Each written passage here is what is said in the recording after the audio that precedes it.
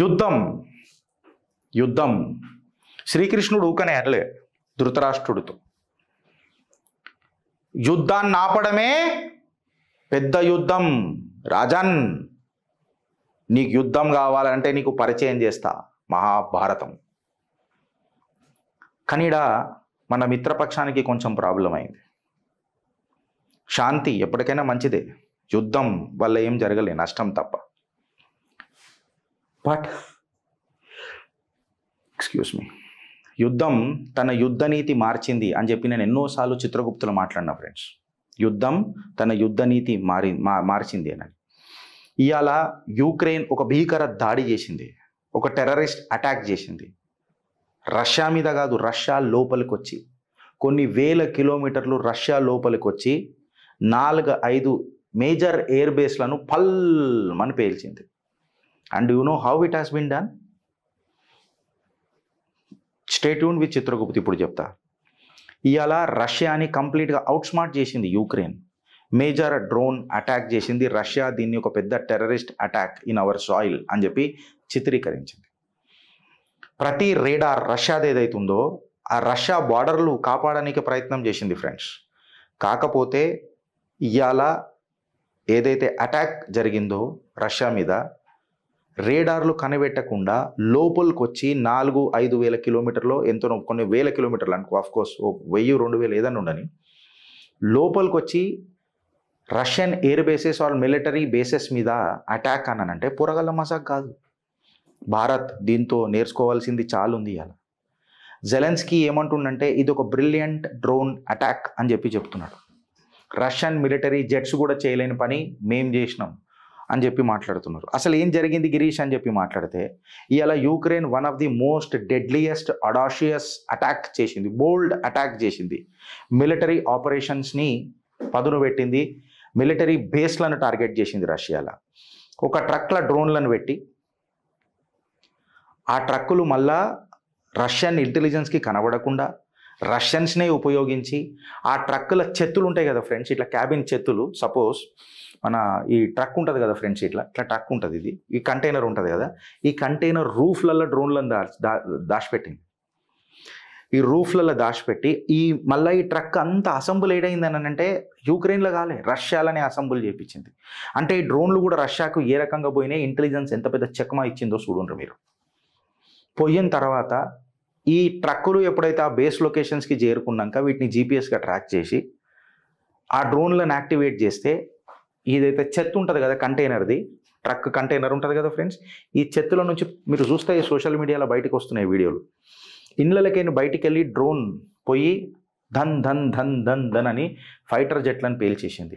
Almost 34% of the fighter jets ఏవైతున్నాయో which were been used in Ukraine war, bomber jets కూడా TU-9 TU-7 ఏదో అంటారు వాళ్ళు, TU-95 what ever it maybe, పేర్లతోనే ఏమున్నది కానీ bomber jets, Russian fighter jets almost ఒక 34% ఆఫ్ ఏవైతే బాంబ్ చేసినాయో యుక్రెయిన్ని పేల్చి పడేసినాయి. One of the deadliest attack ever. World war 2 తర్వాత ఎవడన్నా రష్యన్ లోపలికి గుసాంచి కొట్టిండు అని అంటే యుక్రెయిన్ ఇలా కొట్టింది. సుమారు 40 రష్యన్ మిలిటరీ ఎయిర్ క్రాఫ్ట్లు ఇలా సర్వనాశనం అయిపోయినాయి. ప్రెసిడెంట్ జెలెన్స్కీ ఏమంటాడంటే ఇది ఆల్మోస్ట్ మేము 1.5 ఇయర్ అంటే 18 months నుంచి ప్లాన్ చేస్తున్నాం, ఇది ఇలా మేము ఎగ్జిక్యూట్ చేసినాం అని చెప్పి చెప్తున్నాడు. ఇవాళ ఈ అటాక్ ఏదైతే ఉందో massive intelligence failure and operational failure in Russia లెక్క పెద్ద పెద్ద అనలిస్టులు భావిస్తున్నారు. ఇది ఒక సైకలాజికల్ ఇంపాక్ట్ క్రియేట్ చేసింది రక్షక బలగాల మీద. ఏమైపోయిందిరా, మా భూభాగం మీద ఇంత పెద్దదా అంటే, రష్యా లాంటి దేశానికే ఇది జరిగితే చిన్న చితక దేశాలకు ఎట్లా? రష్యా అంటే ఒక్కొక్కడికి ఉచ్చ, అట్లాంటి దేశం మీదనే ఘరమే ఉస్కే ఎయిర్ బేసెస్. అంటే ఈ తీవ్రవాదం ఏడు దాకా పోయిందో ఒకసారి చూడండి ఫ్రెండ్స్. కట్ చేసి సీన్ లోపలికి పోతే ఈ డ్రోన్స్ అనేటివి రష్యాలకు స్మగుల్ చేయబడ్డాయి. ఇవి రూఫ్లలో పెట్టిండ్రు, రూఫులలో పెట్టి వుడన్ క్యాబిన్లతోని మొత్తం కట్టి ట్రక్లలో ఇన్స్టాల్ చేసి పంపించిండ్రు. ఎప్పుడైతే అటాక్ జరిగేది ఉందో ఈ రూఫ్స్ ఆటోమేటిక్గా రిమోట్ కంట్రోల్తో ఓపెన్ చేసిండ్రు, ఈ డ్రోన్స్ ఫ్లై అయినాయి. షార్ట్ డిస్టెన్స్ టార్గెట్స్ పెట్టుకొని బేస్ చేసి కొట్టేసినాయి. అంటే రష్యన్ మిలిటరీ బేసెస్ దగ్గరికి పోయిన తర్వాత రిమోట్ కంట్రోల్తోని రూఫ్ ఆపరేట్ చేసి పేల్చింది. 5 key Russian military air bases ఏవైతే ఉంటాయో వాటన్నిటిని ఏదైతే లాంగ్ రేంజ్ ఆపరేషన్ చేసే సంసిద్ధమయ్యే ఎయిర్ బేసెస్ ఉంటాయో వాటి టెరిటరీని పేల్చేసింది. థౌజండ్స్ ఆఫ్ కిలోమీటర్స్ లోపలికి వచ్చింది. ఫ్రంట్ లైన్ కొట్లాట చేసింది జెలెన్స్కీ. ఇది ఒక కోవర్ట్ ఆపరేషన్. ఈ ఆపరేషన్ పేరు ఆపరేషన్ స్పైడర్ అని చెప్పి పెట్టిరట. పేరు నేమ్ ఏం పెట్టిరు? స్పైడర్స్ వెబ్ అని చెప్పి పెట్టిరట. యూక్రెయిన్ సెక్యూరిటీ సర్వీస్ ఏం చెప్తుందనంటే సుమారు 41 ఎయిర్ క్రాఫ్ట్స్ ఏవైతే యూక్రెయిన్ సిటీస్ని బాంబ్ చేసినాయో, TU-95, TU-22 etcetera strategic bombers ఏవైతే ఉన్నాయో ఇవన్నీ ఏ రేడార్లు కూడా కనబెట్టలేకపోయినాయి. రేడార్లు కనబెట్టలేకపోయినాయి అని అంటే ఫర్ ఎగ్జాంపుల్ ఇది ఒక రేడార్ ఉన్నది ఫ్రెండ్స్. ఈ రేడార్ నేను ఇప్పుడు ఇది బార్డర్ అనుకుందాం, నా రేడార్ ఈడు ఉందనుకుందాం. నేను ఎప్పుడు పెడతా? ఇది యూక్రెయిన్ రష్యా బార్డర్ కాబట్టి నేను ఈడ పెడతా. దీని రేంజ్ని బట్టి ఈ రేడార్ని ఈడ పెడతా. నేను ఆల్రెడీ నా డ్రోన్స్ని మొత్తంని లోపలికి తీసుకొని వచ్చి పెట్టేస్తే దీని రేంజ్ దాటిపోతుంది. ఇది ఎట్లా కనబెడుతుంది? అప్పుడు నీకు యాక్ట్ చేసే టైం ఎట్లుంటుంది? Operation spider web is not an ordinary operation. It was a tactical operation, strategical operation. ఘర్ మే గుస్కే అని అంటాం కదా మనం. ఇలా రష్యాని ఒక సైకలాజికల్ ఇంపాక్ట్ క్రియేట్ చేసింది ఈ కంప్లీట్గా ఈ ఫోర్స్. రేడార్లకు పసిగట్టకుండా లోపలికి వచ్చేసారు, అంటే స్మగుల్ చేశారు. ఇలా ఇప్పటిదాకానైతే ఎవరు చచ్చిపోలే, నో క్యాషువాలిటీస్, సర్వీస్ మెన్ ఎవరు చచ్చిపోలే, సివిలియన్స్ ఎవరు చచ్చిపోలే, కేవలం మిలిటరీ బేస్లను టార్గెట్ చేసినామని చెప్పి ఈవెన్ రష్యా మీడియా కూడా చెప్తుంది. సుమారు 117 డ్రోన్లను జెలెన్స్కీ యూక్రెయిన్ డిప్లాయ్ చేసింది అని తెలుస్తుంది. 34% of the strategic fighter jets అంతా సంకనాకిపోయినాయి అని చెప్తున్నారు. సుమారు రష్యా మిలిటరీకి జరిగిన ఆర్థిక విధ్వంసం $7 బిలియన్ అంట. ఎంత? రష్యాకు జరిగిన ఆర్థిక విధ్వంసం $7 బిలియన్. ఈ డోంట్ స్ట్రైక్ వల్ల రష్యన్స్కి ఎప్పుడైనా వాళ్ళు వేరే దేశపు సరిహద్దులలో పోయి అలా బద్దలు వలగొట్టి వచ్చుడు వాళ్ళకి ఇష్టం. రష్యన్స్ ఎప్పుడు కూడా ఈ పెత్తనం చెలాంచిండ్రు అండ్ టు దట్ మ్యాటర్ గెలిచిండ్రు కూడా.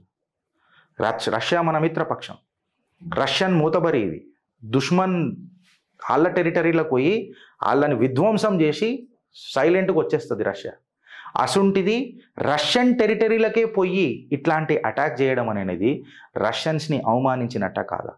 అండ్ ఇన్ఫ్యాక్ట్ దీని మీద ఘాతక్ అటాక్ ఉంటుంది, ఆల్రెడీ మొదలెట్టేసిండు. బాంబింగ్ స్టార్ట్ అయింది. టాక్టికల్ స్మాల్ న్యూక్లియర్ వార్ మొదలవుతుంది. ఇది మీరు రాసి పెట్టుకోండి. World War II తర్వాత నాకు తెలిసి రష్యన్ టెరిటరీలకు పోయేంత ధైర్యం ఎవరు చేయలే. ఇక కీవ్ చాలా ఆలోచించాలి. జెలెన్స్కీ ఏదైతే పెద్ద తప్పు చేసిండో, ఇంట్లో నాటో బలగాల చేయలేదంటే నమ్మం. ఇన్ఫ్యాక్ట్ యూరోపియన్ యూనియన్ ఏదైతే చేయలేదు అని అంటే ఎవరు నమ్మడు. ఖచ్చితంగా ఇది నాటో అండ్ యూరోపియన్ యూనియన్ చెయ్యి ఉండే ఇది చేసిండ్రు అని అనేది ఇలా రష్యన్ ఇంటెల్ ఏజెన్సీస్ మాట్లాడుతున్నాయి. ఇలా పుటిన్కి ఏం ప్రెషర్ ఉన్నది, మాస్కోలో ఏం ప్రెషర్ ఉన్నది అని అంటే ఇవాళ మాస్కోకి కొంచెం దూరంలో పీటర్స్బర్గ్, మీకు యాదుందా?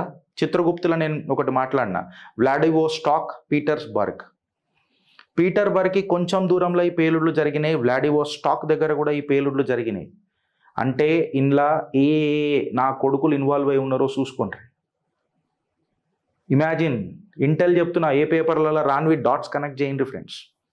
ఒక 4-5 రోజుల క్రితమే మనము మోడీ ఎక్కడెక్కడ డాక్ చేస్తున్నాడో China and to that matter deep స్టేట్లను ఇన్వాల్వ్ చేయడానికి అని చెప్పి మాట్లాడినాక కరెక్ట్ 4-5 డేస్ తర్వాత ఇవాళ అవే బేస్ లొకేషన్స్లలో 2 బేసెస్ ఉన్నాయి. పీటర్బర్గ్ ఒకటి, అంటే అక్కడ దగ్గరలో పేల్చిండ్రు.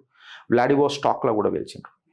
ఇవాళ సైబేరియాలో కూడా ఇంత పెద్ద పేలుళ్ళు జరిగినాయి రష్యాలో ఎక్సెట్రా అని అంటే ఖచ్చితంగా రిటాలియేషన్ ఉంటుంది. రష్యాతో మాత్రం భీకర దాడి ఖచ్చితంగా ఉంటుంది. ఇవాళ యూక్రెయిన్ ఏదైతే ఉన్నదో అమెరికాని నమ్మే పరిస్థితులలో లేదు. అన్ప్రిడిక్టబుల్ ట్రంప్ని అసలే నమ్మే పరిస్థితులలో లేరు. బైడెన్ అడ్మినిస్ట్రేషన్కి ఎప్పుడు యుఎస్ వెపన్లు అమ్మాలనే ప్రక్రియ తప్ప అమెరికాకు శాంతి కావాలన్న మంత్రం ఎప్పుడు లేదు. ఇవాళ కీవ్కి and to that matter Washington మధ్యలో ఒక పెద్ద మిస్ట్రస్ట్ నడుస్తుంది, అపనమ్మకం అని అంటాం కదా, అది నడుస్తుంది. అది ట్రంప్ వచ్చిన తర్వాత తారాస్థాయికి చేరుకున్నది. ఇప్పుడు ఏవైతే యూక్రెయిన్లు వాడిందో ఈ డ్రోన్లు, అవి అమెరికాకేనో వేరే దేశాలకేనో కావు, అవి యూక్రెయిన్లో తయారైన మేడ్ ఇన్ యూక్రెయిన్ డ్రోన్లు అవి. స్టెల్త్ అండ్ అడ్వాన్స్ ఫైటర్ జెట్లు రేడర్లకు కూడా చెక్మా ఇచ్చినాయి. అవన్నీ యూజ్లెస్ అయిపోయినాయి. అంటే మీరు అర్థం చేసుకోండి, ఫ్యూచర్లో మనం ఎంత పెద్ద స్టెల్త్ ఫైటర్లు జెట్లు కొన్నా, ఎంత అడ్వాన్స్ రేడార్లు కొన్నా, దుష్మన్ చాకచక్యంగా ఉండి చాణక్య నీతి పాటించిండు అని అంటే లోపలికి వచ్చి కొట్టగలుగుతాడు. ఇవాళ మనము పాకిస్తాన్ రేడార్లకు చెక్మా ఇచ్చుడే కాకుండా అలా బేస్లలోకి పోయి కూడా కొట్టేసి వచ్చినాం. అండ్ ఇన్ఫ్యాక్ట్ ఇవాళ ఒక కొత్త రకమైన వార్ యూక్రెయిన్ పరిచయం చేసింది. The capability of going in to the enemies territory, దుష్మన్ కే ఘర్ మే కైసే ఘుస్నే కా, చక్మా ఇచ్చి ఎట్లా కొట్టాలా, వాళ్ళ బేస్లలో కొట్టి ఆనందం ఎట్లా పొందాలా, దాని తర్వాత రష్యా ఎట్లాంటి దాడి చేస్తుంది అన్నది సెకండరీ. బట్ వాళ్ళైతే దాడి చేసిండ్రు. ఇలా డ్రోన్స్ ఒక ఫ్యూచర్ వార్ని మనకందరికీ పరిచయం చేస్తున్నారు. చెప్పిన కదా, యుద్ధం తన నీతి మార్చింది. ఇలా ఫైటర్ జెట్లు ఎంతవరకు ఉపయోగపడతాయి అని చెప్పి ఒక క్వశ్చన్ మార్క్ ఉన్నది. ఇప్పటిదాకా 70% ఏవైతే క్యాజువాలిటీస్ ఉన్నాయో అవంతా వెనకటికి అర్లీస్ మన వరల్డ్ వార్ టైంలలో చూసుకుంటే 70% ఏదైతే విధ్వంసం చేస్తుండేనో అవి ఆర్టిలరీ చేస్తుండే. ఇప్పుడు ఆర్టిలరీలు ఏం లేవు. ఇప్పుడు 70% మొత్తం డ్రోన్లు పని చేసుకొని వస్తున్నాయి. ఇప్పుడు ఇలా ఈ కంప్లీట్ సినారియో ప్రపంచం నేర్చుకుంటుందా లేదా అన్నది క్వశ్చన్. ఈ లెసన్స్ కేవలం ఇలా యూక్రెయిన్ నేర్చుకుందా, చైనాని కౌంటర్ చేయడానికి తైవాన్ కూడా ఇట్లాంటి అడుగులు వేస్తుందా, ఇన్ఫ్యాక్ట్ భారత్ అండ్ పాకిస్తాన్ కూడా ఈ నజరియాలు ఆలోచిస్తుందా అంటే పాకిస్తాన్ ఆల్రెడీ భారత్ మీదకి డ్రోన్లు పంపించే ప్రయత్నం చేసింది. సో భారత్ కూడా అప్రమత్తంగా ఉన్నదా అన్నది ఒక ప్రశ్న మొదలవుతుంది. ఇవాళ తైవాన్ కూడా చైనాని కౌంటర్ చేయడానికి ఏ రకంగా యూజ్ చేస్తుందో మనం చూసినాం. ఇన్ఫ్యాక్ట్ పాకిస్తాన్ కూడా ఇట్లాంటి సిమిలర్ టాక్టిక్ భారత్ మీద చేసుడు చూసినాం. అమెరికా మ్యాక్సిమం ఒక 1 lakh డ్రోన్లను తయారు చేసే కెపాసిటీ ప్లాంట్స్ ఉన్నాయి. యూక్రెయిన్ 2.2 మిలియన్ తయారు చేస్తుంది. 2.2 మిలియన్. అమెరికా 1 lakh డ్రోన్సే పర్ ఇయర్ తయారు చేయగలుగుతుంది. అదే యూక్రెయిన్ 2.2 మిలియన్ డ్రోన్స్. ఈ దృష్టిలో భారత్ ఏ రకంగా పోవాలా? Kaveri engine, Tejas, MK2, MK1, these are all fine. But future war is demanding something more.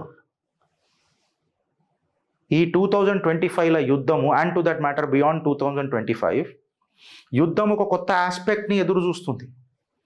ఈ ఎదురు చూస్తున్న కొత్త ఆస్పెక్ట్లా మనం ఏ రకంగా ఉన్నాము, ఏ రకంగా పోతాము అని అనేది ఆలోచించాలా. ఆపరేషన్ సింధూర్ మనకు ప్రపంచానికి ఒక కొత్త గుణపాఠం నేర్పింది. ఫ్యూచర్ వార్లు ఎట్లుంటాయి ఎక్సెట్రా ఎక్సెట్రా భారతీయుల ప్రపంచానికి చెప్పింది. అదే ఇవాళ యూక్రెయిన్ దాడి కూడా మనకు ఒకటి కొత్తగా నేర్పింది. తీవ్రవాద దాడులు ఏ రకంగా ఉంటాయి అని చెప్పి మనకు నేర్పింది. సో 2.2 మిలియన్ డ్రోన్లు తయారు చేస్తున్న యూక్రెయిన్ పర్ ఇయర్ ఇప్పుడు 4.5 మిలియన్ టార్గెట్ పెట్టుకొని పోతున్నది. ఇప్పుడు ఇది ఆల్రెడీ అలా ప్రూవెన్ టెక్నాలజీ ఇది. సో ఈ టెక్నాలజీని వాడుకోనికి పాకిస్తాన్ ఎక్సెట్రా ఎక్సెట్రా, నేపాల్ ఇవన్నీ మనకు వాడుకోనికే చూస్తాయి. సో మన ఎయిర్ బేసెస్ ఎంత టైట్ ఉన్నాయి సెక్యూరిటీ పరంగా అనేది ఇలా భారత్ అప్రమత్తంగా ఉండాలి. పెద్ద మనం ఇంటెలిజెన్స్, మిలిటరీ ఇంటెలిజెన్స్ మనం ఉండకపోవచ్చు, రక్షక బలగాల మీద మనకేం డౌట్ ఉండకపోవచ్చు. అబ్సల్యూట్లీ ఆ డ్రోన్లను అన్నింటినీ మనం తిప్పికొట్టినాం. అయితే ఇట్లాంటి ఆల్రెడీ ఒకసారి మీరు గుర్తుపెట్టుకోండి ఫ్రెండ్స్, RDX పెట్టుకొని ట్రక్లా ఒక ఆర్మీ ట్రక్ని పేల్చిండ్రు మన దగ్గర. అది మీరు గుర్తుపెట్టుకోవాలి ఒకసారి. సేమ్ మన సోల్జర్స్ పండుకుంటే ఊరి అటాక్లో పోయి గన్లతో కాల్చిండ్రు. ఇట్లాంటివి భారత్ మీద ఆల్రెడీ జరిగినాయి. Now the scene is that ఈ డ్రోన్లు ఏ రకంగా ఘాతకైతే ఈ లోపలున్న మనం ఎట్లా చేస్తాం. ఎందుకంటే మన యూట్యూబర్లే, మన జర్నలిస్టులే వెనకటికి పాకిస్తాన్కి మద్దతు తెలిపిరు భారత్లో వీడియోలు తీసుకుంటా. ఇలా యూట్యూబర్లు తయారయ్యారు కొంతమంది. సో ఇవన్నిటినీ భారత్ ఏ రకంగా చూస్తుంది? ఈ ప్రశ్నలు ఎందుకు వస్తున్నాయి అని అంటే మన భారత్లో ఉన్న ఇన్ఫిల్ట్రేటర్స్ ఎవరైతే ఉన్నారో, రోహింగ్యాలు or to that matter Pakistan వాళ్ళు, వాళ్ళ మీద ఇంకా చర్య ఇప్పుడు ఎందుకు మొదలెట్టింది భారత్ సర్కార్? ముందటి నుంచి మొదలెట్టేది ఉండే కదా అన్న ఆలోచన ప్రతి భారతీయుడికి ఇక మొదలు కావాలా. నువ్వు అప్రమత్తంగా ఉండాలి. ప్రభుత్వాలు నీకు ఏం చేస్తాయి అనేది తర్వాత విషయం. నువ్వు కూడా అప్రమత్తంగా ఉండాలి. Because A Desh Apna high, ఏ దేశ్ సర్కార్ కా నహీ అప్నా హై. సర్కార్ బాద్ మే ఆయేగా పర్ దేశ్ పైలే ఆయేగా. దేశం మొట్టమొదటికి వస్తుంది కదా ఫ్రెండ్స్, తర్వాత సర్కార్ వస్తుంది. సో ఇలా మోడీ సర్కార్కి కూడా ఇన్ఫిల్ట్రేటర్ల మీద పెద్ద ఛాలెంజ్ ఉంటుంది. ప్రతి భారతీయుడు ప్రశ్నిస్తాడు. ఈ కౌంటర్ డ్రోన్ వార్ఫేర్ భారత్ ఏ రకంగా అడుగులు వేస్తున్నది? బికాస్ పాకిస్తాన్ దీన్ని యూజ్ చేసుడు మొదలెడుతుంది. భారత్లకు ఇన్ఫిల్ట్రేట్ చేయడం వాడికి కొత్త కాదు, ఎన్నోసార్లు చేసింది, మన రక్షక బలగాల మీద దాడి చేసింది. ఇలా యూక్రెయిన్ అటాక్ ఏం నేర్పిందని అంటే ఎయిర్ ఫీల్డ్స్ కూడా సేఫ్ ఉన్నాయా, ఎయిర్ బేసెస్ కూడా సేఫ్ ఉన్నాయా, ఇన్స్టాలేషన్స్ సేఫ్ ఉన్నాయా, ఈ స్నీకీ వార్ అటాక్స్, ఈ స్నీకీ టెర్రరిస్ట్ అటాక్స్ ఎంత డేంజరస్గా మూవ్ అవుతుంది అనేది చూడాలి. ఇవాళ భారత్ ఎంత అప్రమత్తంగా ఉన్నది. 2013లో ఒక చెరిష్మాటిక్ సినిమా వచ్చింది ఫ్రెండ్స్, చెరిష్మాటిక్ సినిమా వచ్చింది. అదే సినిమా ఏంది తెలుసా ఫ్రెండ్స్? ఇగో ఇదే